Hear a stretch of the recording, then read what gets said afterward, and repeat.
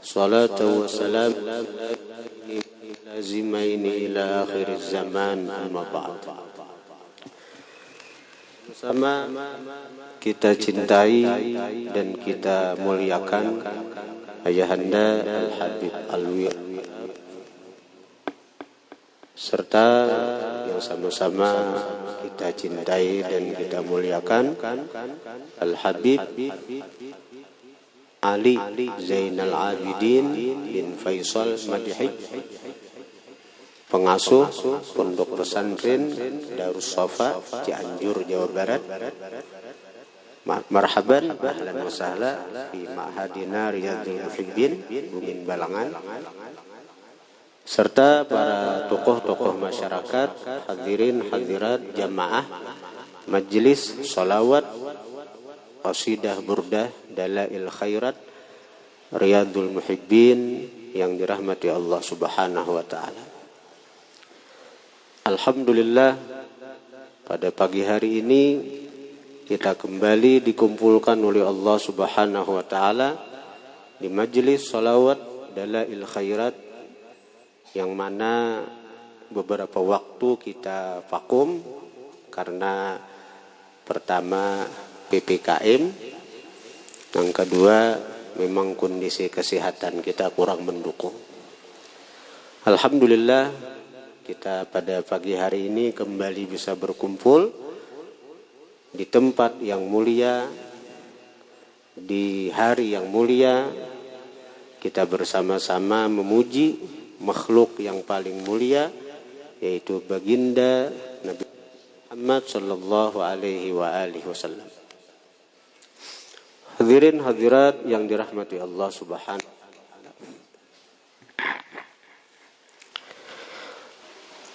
Ujar Habib Ali Al-Habasyi, tidak ada yang membuat manusia rugi kecuali karena dia jauh daripada baginda Nabi. Sebaliknya, tidak ada membuat seseorang beruntung kecuali dia dekat dengan baginda Nabi sallallahu alaihi wa alihi wasallam. Nah, bagaimana agar beruntung? Tentu tadi dengan mendekati baginda Nabi sallallahu alaihi wa alihi wasallam. Nah, salah satu cara agar kita beruntung, salah satu cara agar kita bisa dekat dengan baginda Nabi sehingga kita memperoleh keberuntungan, kita mengamalkan salawat kepada baginda Nabi sallallahu alaihi wa alihi wasallam. Nah, salawat yang kita amalkan pada pagi hari ini, walaupun sekadar 1 hizib per minggu, adalah dalail khairat, yang merupakan amalan-amalan dari guru-guru kita dengan sanad muttasil yang sampai kepada pengarang. Hadirin hadirat yang dirahmati Allah Subhanahu wa taala. Ujar ulama, salawat itu setidaknya ada 3 faedah dari salawat. Yang pertama, salawat itu berfungsi sebagai takhalli. Yang kedua, salawat itu bisa berfungsi sebagai tahalli. Yang ketiga, salawat itu bisa menjadi sebab kita mendapatkan tajalli. Hadirin hadirat yang dirahmati Allah, salawat yang berfungsi atau bisa menjadi sebab kita mendapatkan takhalli. Apa maksud takhalli? Takhalli itu artinya pembersihan jiwa. Seseorang yang suka maksiat, seseorang yang suka melakukan dosa, itu kalau mau mengamalkan salawat, maka dengan berkat salawat Allah akan menarik dia dari lembah maksiat kepada taman taat Allah Subhanahu wa taala. Orang doa 7 maksiat, baik salawat, amalakan je salawat, insyaallah Allah akan memberikan taufik hidayah untuk dia bertaubat kepada Allah Subhanahu. Sehingga ujar ulama, tidak ada orang yang mengamalkan salawat itu yang matinya su'ul khatimah. Kadada orang yang salawat itu ya su'ul khatimah kadada. Bahkan Sayyidina Al-Khadir alaihi salam ya dalam satu riwayat bahwa aku jasidin 124.000. Tanyakan,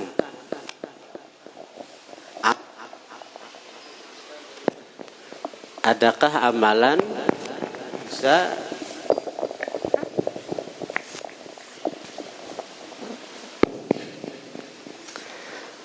Sayyidina Al-Khadir alaihi salam pernah mengatakan bahwa aku berdapat para nabi dan aku tanyakan, adakah amalan yang bisa merubah takdir seseorang, di mana takdir orang ini dia tertulis di Lauhil Mahfuz sebagai orang yang celaka. Adakah amalan yang bisa merubah takdir itu? Kada kau menjawab para nabi-nabi yang ditanya oleh Nabi Khidir, sampai Nabi Khidir berdapat Rasulullah.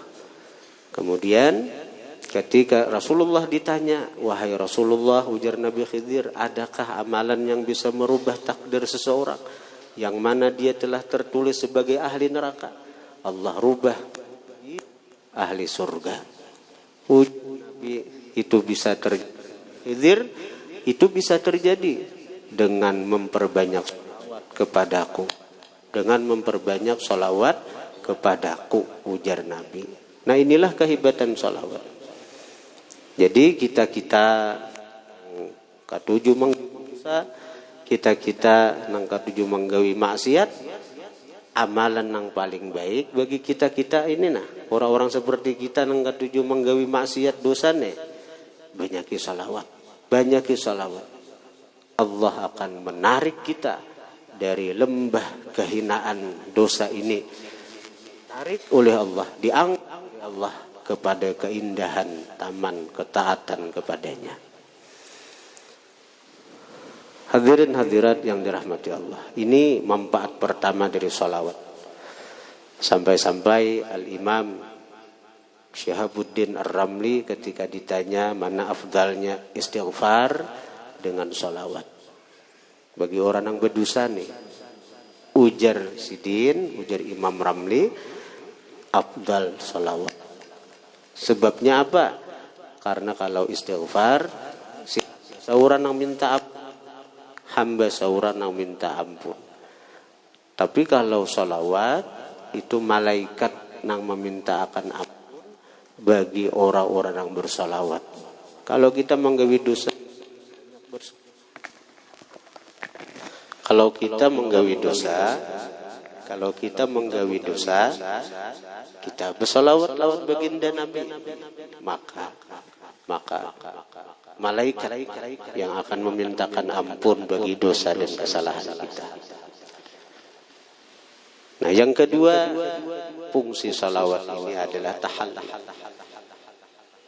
menjadi sebab bagi orang itu untuk mendapatkan taufik dan hidayah dari Allah Subhanahu wa taala untuk melakukan amal ketaatan. Wa ma min khuluqin fil bariyati mahmud illa wa huwa mutalaqqan an zainil wujud. Semua yang ada di alam semesta ini daripada nikmat, baik nikmat zahir maupun nikmat batin, termasuk nikmat taufik, hidayah untuk beribadat, itu semua Allah berikan kepada kita berkat Rasulullah sallallahu alaihi wasallam. Kita bisa sembahyang, kita bisa puasa, kita bisa hadir di majelis ini nah untuk bersalawat kepada baginda Nabi. Samuaan itu berkat Rasulullah. Samuaan berkat Rasulullah. Bahkan wujud kita berkat Rasulullah. Wujud kita berkat Rasulullah. Allah mengadakan kita berkat Rasulullah. Laulaka ya Muhammad ma khalaqtul aflak. Jadi samuan. Ini samuan berkat Rasulullah sallallahu alaihi wasallam. Nah, sesudah kita meyakini bahwa kita bisa taat, bisa melakukan ibadat, bisa baca Quran, bisa baca dalail khairat, bisa hadir ke majelis ilmu, samuan berkat Rasulullah. Nah, kaina Allah akan memberikan kita tingkatan yang ketiga, tajalli. Apa maksud tajalli itu? Allah akan menampakkan keindahan, keelokan zatnya di mata batin kita. Sanurihim ayatina fil afaq wa fi anfusihim hatta yatabayyana lahum annahul haqq. Selagi akan kami perlihatkan kepada mereka tanda-tanda wujud kami. Fil afaq, pada penjuru-penjuru alam semesta. Kamananya melihat, di situ Allah. Kamananya memandang, di situ ada Allah. Wa fi anfusihim, dan pada diri mereka. Hatta yatabayyana lahum annahul haq, sehingga nyata bagi mereka hanya Allah yang benar-benar ada. Nang lain ada cuma diadakan. Kisahnya aja ada. Melihat pohon, ingat Allah yang menciptakan pohon yang itu. Ada hujan turun, ingat Allah yang menurunkan hujan itu. Samuaan mengingatkannya kepada Allah. Ini apabila mata hati kita dibukakan oleh Allah. Ini bisa kita rasakan apabila Allah bertajalli di mata batin kita. Dalam kitab Mathali'ul Masarrat, Syarah Dalail Khairat, Allah berwahyu kepada Nabi Musa alaihissalam. Ujar Tuhan, wahai Musa, ikam handakkah aku ini lebih dekat kepada ikam daripada penglihatan engkau kepada mata engkau. Artinya sebelum melihat sesuatu ingat Allah dahulu, karena Allah lebih dekat. Marasa akan nih, inya marasa bujur, Allah lebih dekat kepada inya daripada penglihatannya kepada dua matanya. Engkau wahai Musa, hendakkah aku ini lebih dekat kepada engkau daripada pendengaranmu kepada kedua telingamu. Sebelum mendengar sesuatu, dia sudah ingat Allah yang mendengarkan. Karena Allah lebih dekat. Karenanya bujur-bujur merasa Allah lebih dekat daripada pendengarannya kepada telinganya. Ikam handaka wahai Musa, aku ini lebih dekat kepada engkau daripada geritik hatimu kepada hatimu. Artinya apa? Apa-apa yang terlintas di hati, sebelum terlintas itu dia sudah ingat Allah yang melintasakan perkara-perkara itu di hatinya. Nah, bila ikam hendak Musa'ai merasa akan aku dibujur-bujur dekat lawan ikam, sehingga lebih dekat daripada penglihatan kepada mata, lebih dekat daripada pendengaran kepada telinga, bahkan lebih dekat daripada roh kepada jasad. Ujar Tuhan, fa'aktsir minas salati ala habibi Muhammad sallallahu alaihi wasallam. Perbanyaklah wahai Musa daripada bersalawat kepada kekasihku Nabi Muhammad sallallahu alaihi wasallam. Nah, Nabi Musa aja disuruh Tuhan untuk memperbanyak salawat kepada Nabi kita, baginda kita, Nabi besar Muhammad sallallahu alaihi wasallam.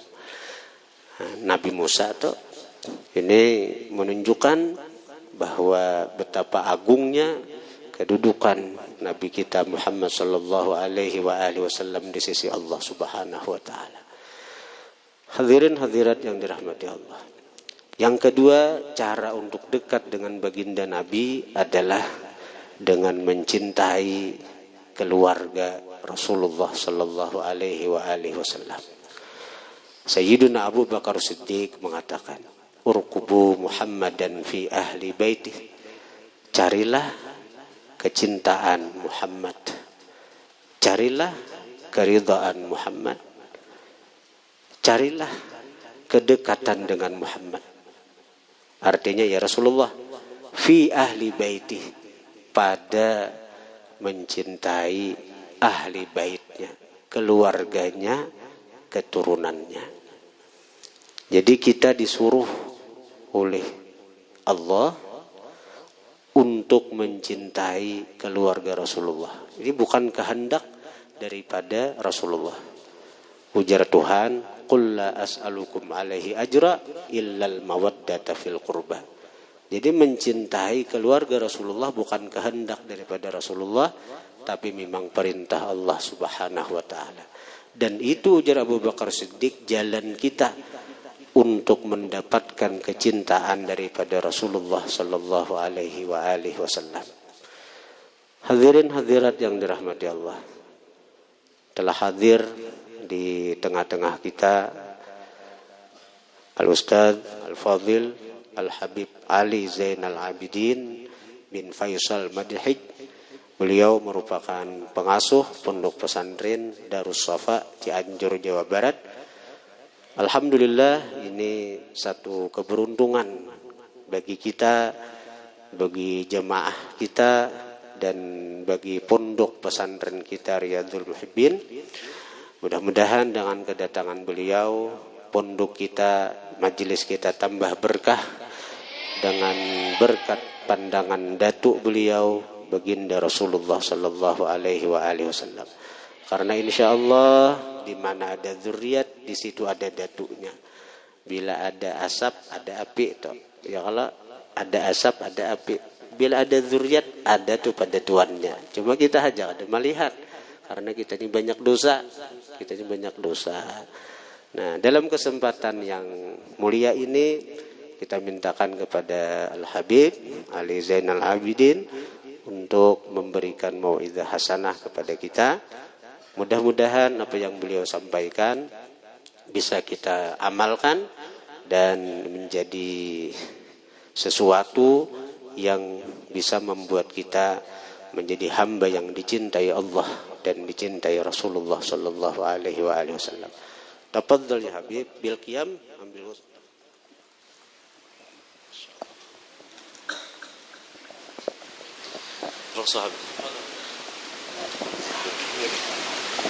صلى على النبي محمد.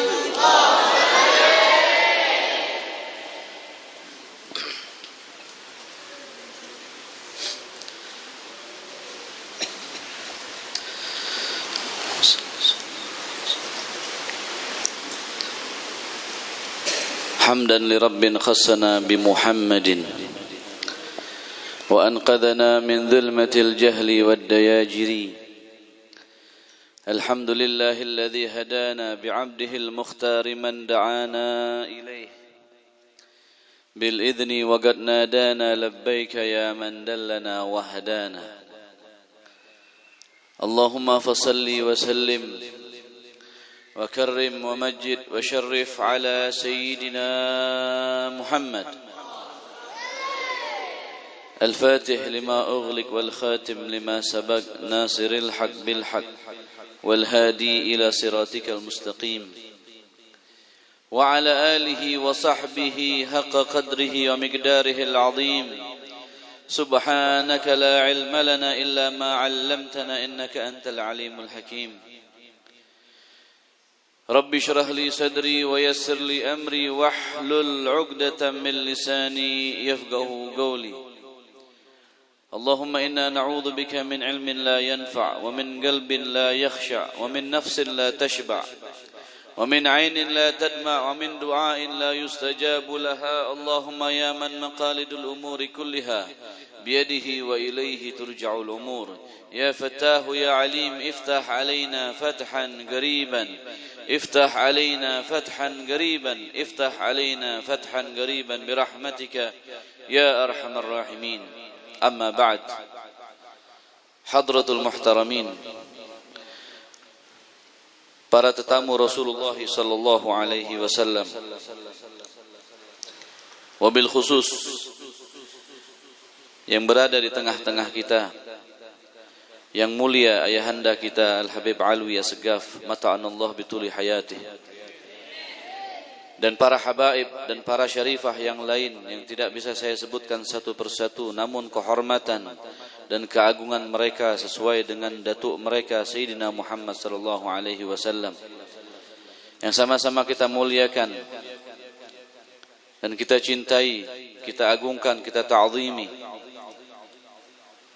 Sahibul majlis wa mudir ma'had ad-da'i ilallah al-fadil al-ustad Guru Muhammad Sabari, mata'anallah bituli hayatih. Mudah-mudahan beliau panjang umur, sehat walafiat, dan Allah berikan keberkahan dalam ilmu dan amal dan akhlaknya. Amin ya rabbal alamin. Hadirin dan hadirat rahimakumullah,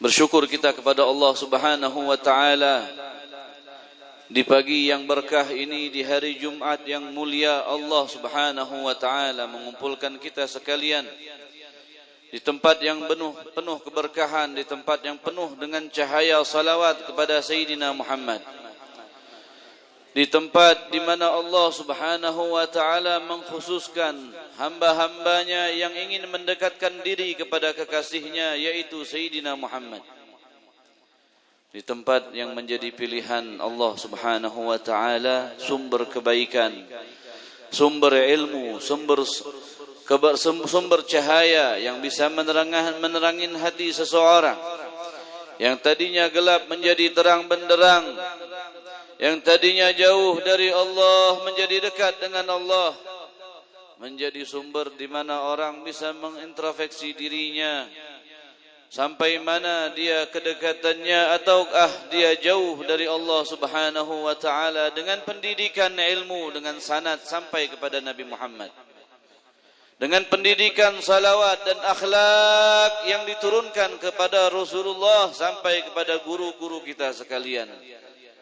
Salawat dan salam tidak lupa kita haturkan kepada pemimpin kita, idola kita, junjungan kita, harapan kita yang bersumber dari tangan mulianya Sayyidina Muhammad. Tempat ini tidak akan menjadi mulia kalau bukan karena Rasulullah. Tempat ini tidak ada apa-apanya jikalau tidak bersambung dan berta'alluq kepada Sayyidina Muhammad. Tempat ini tidak ada artinya jikalau tidak disinari dengan cahaya yang dibawa oleh Rasul sallallahu alaihi wasallam. Hadirin hadirat rahimakumullah, mata'akumullah, hafizakumullah, ra'akumullah. Tadi kita dengar panjang lebar tentang bagaimana keutamaan seorang yang selalu bersolawat, menggetarkan bibirnya untuk membasahi bibirnya akan bersalawat kepada Nabi Muhammad, menggerakkan sanubarinya untuk mencintai Rasulullah.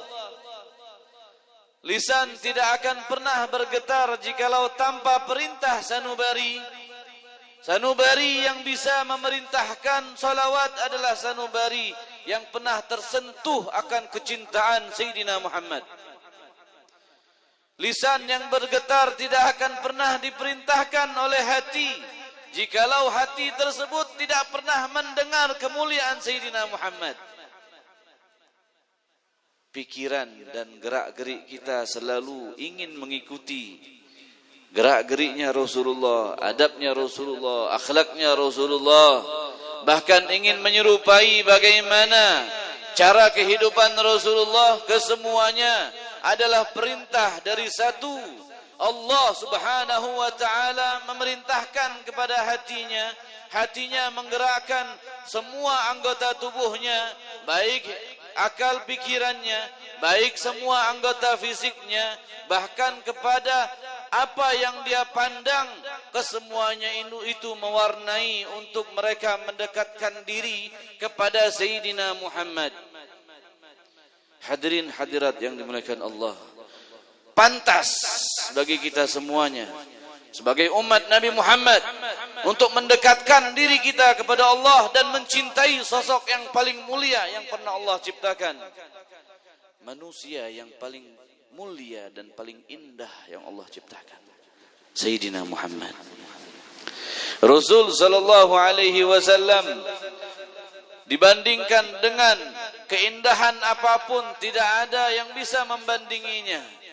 Bulan purnama sekalipun yang selalu dijadikan media untuk dipuji dan sebagai perbandingan keindahan alam semesta ini, dibandingkan dengan Rasulullah maka tidak akan pernah senilai. Bahkan membandingkan debu yang menempel pada kaki Rasulullah pun tidak akan pernah senilai. Alam semesta sekalipun di bawah kedudukan sendalnya Rasulullah.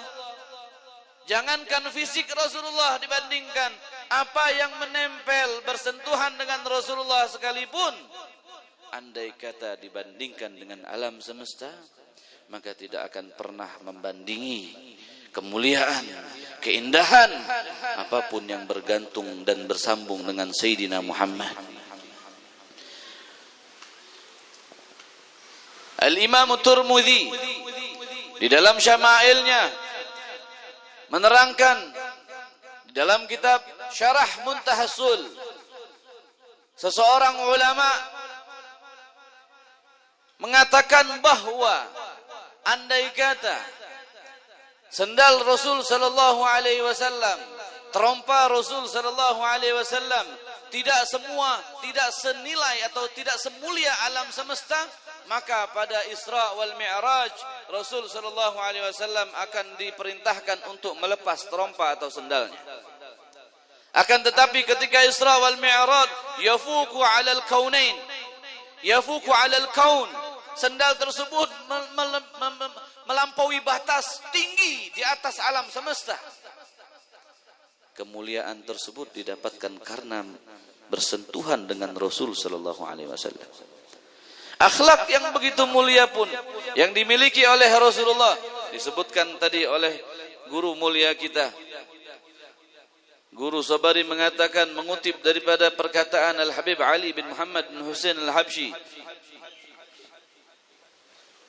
"Wa ma min khuluqin fil bariyati mahmud illa wa huwa mutalaggan an zainil wujud." Tidak ada satupun akhlak yang mulia, yang terpuji, yang diagungkan, yang diluhurkan di atas muka bumi ini, melainkan bersumber dari Sayyidina Muhammad. Akhlak apapun hadirin hadirat yang kalian lihat terpuji, baik dari mata kalian ataupun di pendengaran kalian mendengar akhlak yang sangat mulia, kesemuanya itu belajar dari guru yang satu.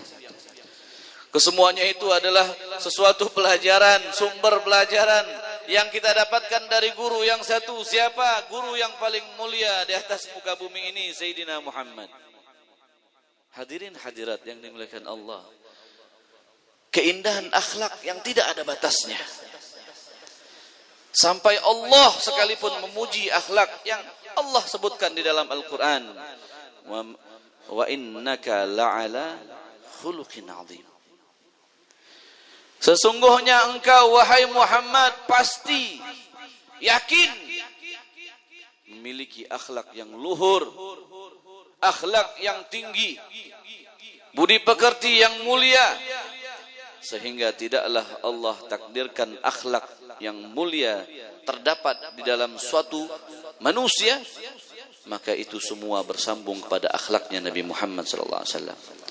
Kesehariannya bersama keluarganya, bersama anaknya, bersama cucunya, bersama murid-muridnya, bersama para sahabat, bersama munafik, bersama kuffar sekalipun, akhlak yang ditunjukkan Sayyidina Muhammad SAW. Akan tetapi akhlak tersebut terkadang lalai dan luput dari rumah kita, sehingga akhlak yang mulia itu terkadang kalah dengan kebiadaban orang-orang yang mau merusak akhlak rumah tangga kita dengan memerangi daripada otak pikiran anak-anak kita dari handphone mereka, sehingga sadar atau tidak sadar hari demi hari terkikis akhlak tersebut. Adab yang mulia yang diturunkan dan diajarkan oleh Rasul sallallahu alaihi wasallam yang kita dengarkan dari para guru kita terkadang kalah dengan ajaran orang-orang kafir yang merusak akhlak dan budi pekerti anak-anak kita di rumah, ataupun istri dan suami kita di rumah pun dirusak akhlaknya oleh mereka dengan memerangi masuk ke dalam rumah kita. Sadar tidak sadar televisi berdakwah untuk kita, handphone berdakwah kepada kita untuk mengikuti akhlak-akhlak orang yang belum pernah sekalipun bersujud kepada Allah. Berapa banyak anak-anak lebih mereka meniru orang-orang yang mereka lihat tonton di televisi dan di handphonenya dibandingkan mereka meniru guru-guru yang memunculkan akhlak mulia. Perkataan mereka meniru perkataan lisan kotor orang-orang yang mau merusak akhlak agama Islam, dibandingkan mereka mengikuti meniru akhlak lisan yang mereka dengar dari guru-guru mereka yang bersambung sanadnya sampai kepada Sayyidina Muhammad. Hadirin hadirat yang dimuliakan Allah, akhlak yang begitu mulia bahkan kepada hayawan sekalipun Rasul mempunyai akhlak yang luhur. Kepada manusia apalagi, di dalam suatu kisah Rasul sallallahu alaihi wasallam sedang berjalan dengan para sahabat yang lain. Rasulullah di dalam Sahihul Bukhari dan Muslim diriwayatkan Rasulullah pernah berhutang kepada seorang Yahudi. Di suatu ketika Rasulullah belum membayar hutang dan memang belum jatuh temponya, belum datang waktu yang harus dibayar oleh Rasulullah, tapi lihat bagaimana kesempatan orang kafir, orang Yahudi ingin menghinakan Nabi Muhammad. Dia datangi perkumpulan Rasulullah yang sedang berjalan dengan para sahabat. Dia tarik syalnya Rasulullah dari belakang sehingga Rasulullah pun tercekik dari belakang.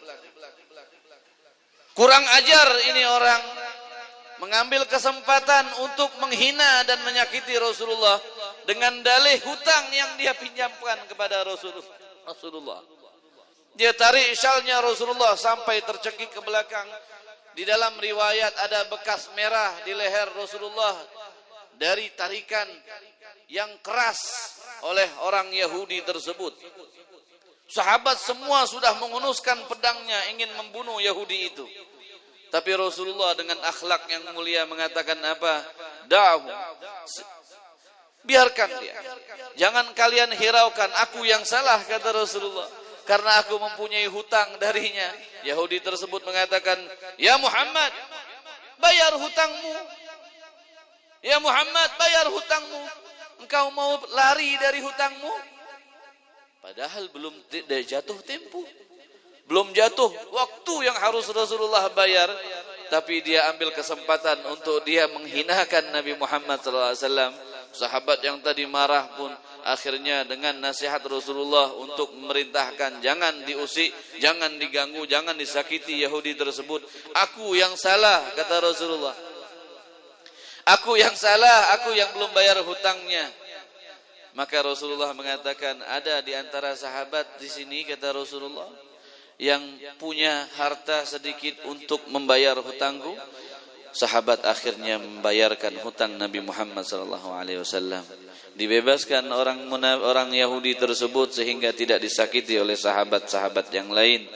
Bagaimana akhlak Rasulullah, disakiti tapi dibalas dengan kelembutan, dengan rahmat. Inilah yang diajarkan guru mulia kita. Yang paling mulia di atas muka bumi ini, guru dari di antara guru yang lain, Sayyidina Muhammad. Sallu ala Muhammad. Sallu ala Muhammad. Sallu ala Muhammad. Hadirin hadirat yang dimuliakan Allah. Rasul pernah berdiri di depan para sahabat di masjidnya, sedang berkhutbah atau berceramah, menyampaikan ilmu, mengajarkan kepada sahabat-sahabat yang lain. Keluar Sayyidina Hasan dan Sayyidina Husain dari rumah di samping yang berdampingan dengan masjid itu. Keluar Sayyidina Hasan dan Sayyidina Husain mendekati Nabi Muhammad, mendekati Rasulullah yang sedang berdiri di depan para sahabat, mendengarkan dengan khusyuk nasihat dan ilmu dari Rasulullah. Hasan dan Husain dia berbagi tempat, ada yang di kanan, ada yang di kiri, mendekati Rasulullah sambil berdiri. Tidak lama Hasan pun naik memanjat badannya Nabi Muhammad SAW. Rasulullah tetap tersenyum. Memanjat Rasulullah seakan-akan mengganggu, tapi namanya anak kecil sudah manja dengan kakeknya. Apapun dia lakukan, dia akan berani dengan apapun yang dia lakukan karena manja dengan kakeknya. Naik Sayyidina Hasan di kanannya Rasulullah sampai ke pinggang. Husain pun melihat. Sayyidina Husain melihat apa yang dilakukan oleh Hasan, maka Husain pun meniru yang dilakukan oleh Hasan, manjat yang kiri, sebelah kirinya Nabi Muhammad, sehingga mereka seperti manjat pohon berlomba siapa duluan yang akan sampai ke pundaknya Nabi Muhammad. Mereka berdua naik semua, akhirnya Hasan dan Husain pun menggapai pundak Rasulullah dengan bersamaan, sehingga mereka tertawa. Kita sama naik di pundaknya Nabi Muhammad. Rasulullah tetap tersenyum melanjutkan apa yang beliau sampaikan kepada sahabat. Rasulullah berkata, kedua anakku ini adalah pemimpin ahli surga. Kedua anakku ini adalah pemimpin, tuan orang-orang yang akan masuk ke dalam surga. Dalam suatu hari Rasulullah SAW sedang duduk dengan Hasan. Hasan pun menyuruh Rasulullah, ya Rasulullah, bolehkah aku menunggangimu? Bolehkah aku menunggangimu wahai kakekku? Rasulullah pun seolah-olah seperti tunggangan langsung bersedia untuk dinaiki oleh Hasan. Seperti kita di rumah mungkin main kambing-kambingan dengan cucu atau anak kita naik di atasnya. Rasulullah melakukan hal yang sama untuk rahmat, kasih sayang, lemah lembutnya kepada manusia. Ini darah dagingnya. Rasulullah seolah-olah seperti tunggangan dinaiki oleh Hasan. Dari jauh Husain melihat Hasan menunggangi Rasulullah. Husain pun loncat ke atasnya Nabi Muhammad, menunggangi di atas Nabi Muhammad SAW. Berjalan Rasulullah seperti tunggangan. Sahabat lewat melihat hal tersebut. Salah satu sahabat mengatakan, ya Rasulullah,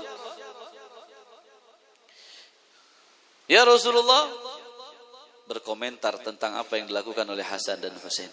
Apa kata sahabat tersebut? Wa ni'mal markubuhuma. Alangkah indahnya tunggangan kedua pemuda tersebut. Siapa tunggangan kedua pemuda anak tersebut? Sayyidina Muhammad. Sahabat berkomentar, ya Rasulullah, alangkah mulianya tunggangan Hasan dan Husain. Rasulullah pun melirik sahabat tersebut, tersenyum. Ya fulan, kata Rasulullah, wa ni'mar rakibhuma, dan yang paling mulia seorang penunggang adalah mereka berdua. Bukan hanya tunggangannya saja yang mulia, tapi kata Rasulullah, yang paling mulia daripada tunggangan, yang menunggang adalah mereka berdua, yaitu Hasan dan Husain. Bagaimana akhlak Nabi Muhammad sallallahu alaihi wasallam. Hadirin hadirat yang dimuliakan Allah. Pernah suatu hari Rasul sallallahu alaihi wasallam duduk dengan Hasan dan Husain, kemudian dengan ibunda mereka Sayyidatuna Fatimah. Tidak lama yang namanya anak kecil sering mereka bergulat dan lain bercanda. Rasulullah pun menyemangati mereka untuk melihat siapa yang lebih kuat. Ayo Hasan berdiri, ayo bergulat dengan Husain. Ayo Hasan, engkau pasti menang, wahai Hasan, engkau pasti menang. Sedih Fatimah, putri Rasulullah sedih. Sayyidatuna Fatimah sedih. Kenapa sedih? Dia belum mau berkomentar, dilanjutkan terus. Rasulullah seakan-akan memilih Hasan. Ayo Hasan, engkau pasti menang. Ayo Hasan, engkau pasti menang. Akhirnya Rasulullah melihat wajah Fatimah yang sedang berubah. Wahai putriku, kata Rasulullah, kenapa wajahmu berubah ketika aku mengatakan Hasan, Hasan, ayo Hasan menang. Ya Rasulullah, aku sedih seakan-akan engkau hanya berpihak kepada Hasan. Kasihan Husain, tidak ada yang memihak. Tapi tidak ada yang memihak pun ya Rasulullah, dia seakan-akan lebih semangat lagi dari Hasan. Husain lebih semangat lagi dari Hasan. Wahai Fatimah, ketahuilah wahai Fatimah, aku memihak Hasan saat itu, dan saat itu aku lihat Jibril memihak kepada Husain. Jibril pun menyorakan, ayo Husain, engkau pasti menang dengan Hasan. Kesedihanmu tidak perlu wahai Fatimah, karena aku memihak ke Hasan dan Husain dipihak oleh Jibril alaihissalam. Kami sedang berlomba siapa menang antara aku dengan Jibril. La ilaha illallah. Keindahan keluarga Nabi Muhammad sallallahu alaihi wasallam. Hadirin hadirat yang dimuliakan Allah. Keindahan salawat tersebut, keindahan akhlak tersebut bisa kita gapai, bisa kita dapatkan dengan mencintai Nabi Muhammad, dengan mencintai Rasul sallallahu alaihi wasallam. Rasul sallallahu alaihi wasallam mengatakan, ahibbuni lima yaghdukum min ni'amihi fa ahibbu ahli baiti li hubbi, atau kama qala sallallahu alaihi wasallam. Alamat, cara, suatu sebab dan suatu prosedur yang harus kita lewati ketika kita ingin mencintai Nabi Muhammad sallallahu alaihi wasallam. Dengan mencintai Nabi Muhammad kita dicintai oleh Allah Subhanahu wa taala. Betul. Kata guru kita tadi bahwa andai kata kalian ingin mengambil hati Rasulullah, maka ambillah hati anak cucunya. Jikalau kalian ingin mengambil kecintaan Rasulullah, menggapai kecintaan Rasul sallallahu alaihi wasallam, maka gapailah kecintaan anak cucunya, sehingga anak cucunya yang bersambung kepada kakeknya yaitu Rasulullah sudah mencintai kita, maka bersambung tali rantai tersebut, Rasul pun akan mencintainya. Rasul pun akan mencintainya. Ibarat kita melihat ada rantai yang tinggi, yang panjang, kalau kita sentuh bawahnya, dia akan naik terus ke atas bergoyang. Dengan sebab kita sentuh satu saja yang di bawahnya, maka yang bawahnya pun akan menggoyangkan ke atas sampai kepada puncaknya. Ketika kita menyentuh kecintaan anak cucu Nabi Muhammad, maka cinta tersebut akan menyentuh Rasulullah. Kecintaan tersebut akan menyentuh Nabi Muhammad SAW, sehingga terbukalah hati yang dipenuhi dengan kasih sayang dan kecintaan kepada orang yang mencintai anak cucu Nabi Muhammad SAW. Kemudian yang kalian harus gapai adalah memperbanyak sholawat. Salah satu faedah salawat tadi kita dengar, Masya Allah, faedah yang sangat bermanfaat. Beliau mengatakan salah satu manfaat salawat adalah at-tahalli. Salawat adalah bisa memberikan manfaat at-tahalli. Apa tahalli? Menghias diri kita. Dengan perhiasan apa? Akhlak Nabi Muhammad SAW. Demi Allah, tidak ada yang lebih indah perhiasan di atas muka bumi ini terkecuali, melainkan hanya perhiasan seseorang yang berupa akhlak yang bersumber dari Nabi Muhammad SAW.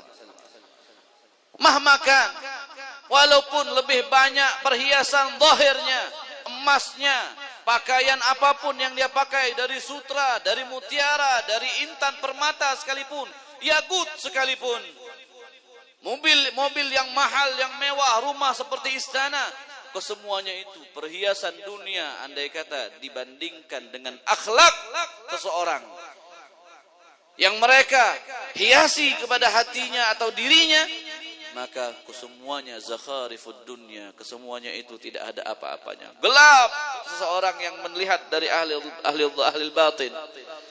Mereka melihat semua itu gelap. Yang bersinar, yang berpijar adalah akhlak